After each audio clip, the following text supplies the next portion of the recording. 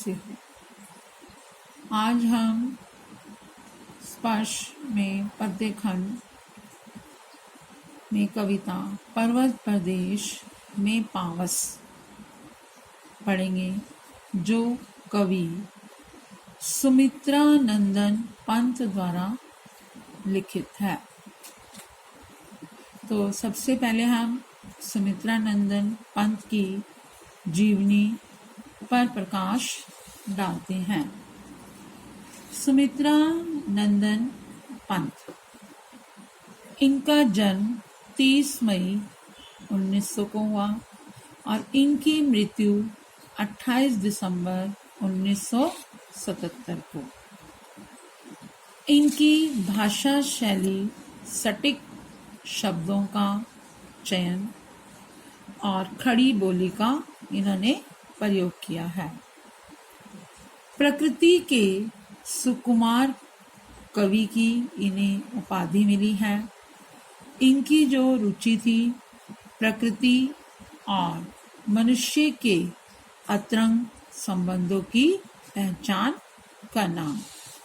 इनकी कृतियां थी वीणा, पल्लव, चिदंबरा आदि। जैसा कि आप सब जानते हो कि हमारे भारत में 6 ऋतुएं होती हैं: वर्षा, ग्रीष्म, शरद, हेमंत, शिशिर और वसंत। तो आज हम वर्षा ऋतु के बारे में पढ़ेंगे कि किस प्रकार पर्वत प्रदेश में जब वर्षा ऋतु आती है तो उसका सौंदर्य किस प्रकार सबके मन को अपनी ओर आकर्षित करता है। तो इसमें वर्षा ऋतु का वर्णन किया गया है।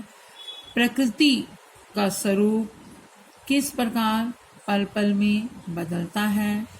हजारों सुमन रूपी नेत्रों से अपने प्रतिबिंब को निहारना, तालाब की समानता दर्पण से करना, झरने के झरते हुए पानी की बूंदें मोतियों की लड़ियों के समान लगना, शाल के ऊंचे ऊंचे वृक्ष भी बादलों को ढकते हुए दिखाई देना। प्रस्तुत कविता ऐसे ही रोमांच और प्रकृति के सौंदर्य को अपनी आंखों निरखने की अनुभूति देती है।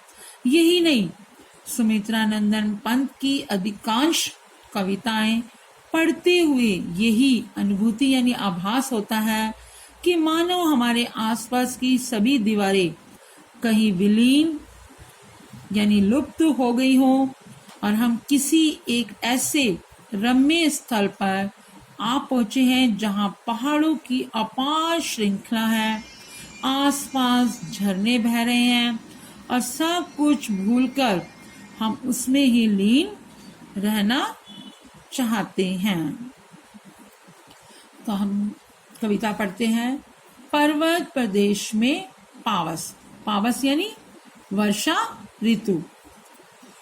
पावस ऋतु थी पर्वत प्रदेश, पल पल परिवर्तित प्रकृति वेश। मेखलाकार पर्वत अपार, अपने सहस्त्र दृग सुमन फाड़, अवलोक रहा है बार बार, नीचे जल में निज महाकाव, जिसके चरणों में पलाताल, दर्पण सा फैला है विशाल। पर्वतीय क्षेत्र में वर्षा ऋतु की प्रकृति का वर्णन करते हुए कवि कहता है कि पावस यानी बरसात अथवा बारिश का मौसम, जिसने प्रकृति का रूप हर पल बदलता रहता है। कभी वहां धूप खिल जाती है तो कभी काले घने बादल सूरज को ढक लेते हैं। सामने विशाल पर्वतमाला दूर दूर तक फैली थी। यहाँ पर पर्वतमाला की जो तुलना है करघनी यानी मेखलाकार, करघनी का मतलब है कमर में पहनने वाला गहना यानी तगड़ी से की गई है। पर्वत पर खिले हजारों फूल ऐसे लगते थे मानो वे उसकी आंखें हैं और उन्हें फाड़ फाड़ कर अपने सौंदर्य को देख रहा है। पर्वत के चरणों में एक साफ स्वच्छ जल वाला तालाब बन गया है जो एक दर्पण यानी शीशे के समान लग रहा है।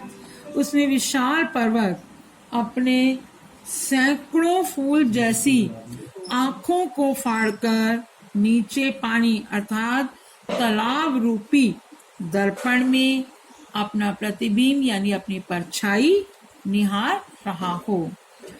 गिरी का गौरव गाकर झरझर मद में नस नस उत्तेजित कर मोती की लड़ियों से सुंदर झरते हैं झाग भरे निर्झर।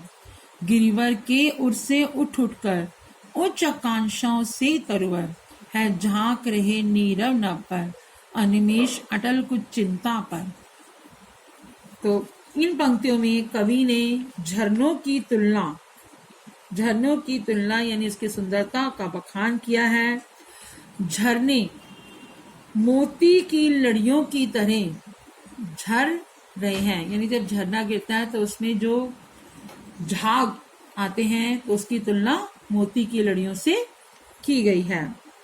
उनकी झरझर ध्वनि से ऐसा लगता है जैसे वे पहाड़ का यशगान गा रहे हैं और पहाड़ के आसपास उगे हुए ऊंचे ऊंचे वृक्ष ऐसे लग रहे हैं मानो वे शांत आकाश को एकटक यानी बिना पलक झपकाए हुए अचल बिना हिले डुले होकर किसी गहरी चिंता में मग्न होकर बड़ी महत्वाकांक्षाओं यानी ऊंची ऊंची इच्छाओं से देख रहे हैं। अर्थात ये हमें ऊंचा उठने की प्रेरणा दे रहे हैं। उड़ गया अचानक लो भूदर फड़का अपार पारद के पर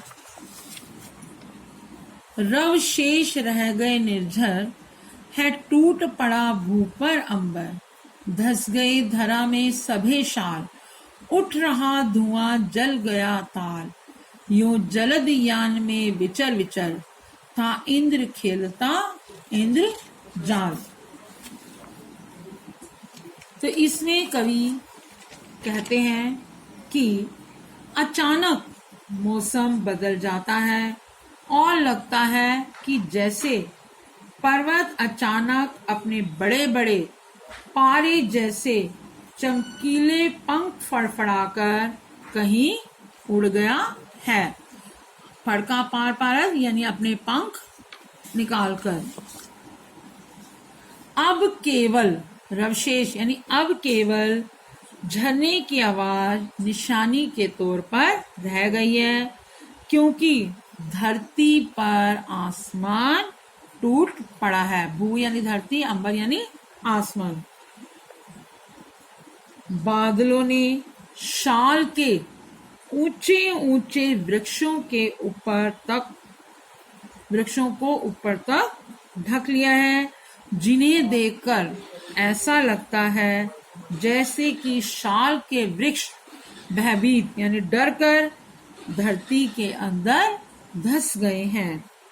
फिर जोरदार यानी मूसलाधार वर्षा के कारण तालाब से उठती हुई नमीयुक्त वायु ने यानी इवेपोरेट होकर कोहरे यानी धुंध का रूप धारण कर लिया है, जिसे देखकर ऐसा लगता है कि जैसे जो पर्वत के नीचे जो तालाब बना हुआ था उस तालाब में से धुआं उठ रहा है। इस प्रकार उस पर्वत में इंद्र देवता बादल रूपी यान में सवार होकर इंद्रजाल का यानी जादुई खेल खेल रहे हैं, जिसमें पल पल में यानी हर एक एक मिनट में सब कुछ बदलता हुआ दिखाई दे रहा है। आशा है कि आपको कविता अच्छी तरह से समझ आ गई होगी। धन्यवाद।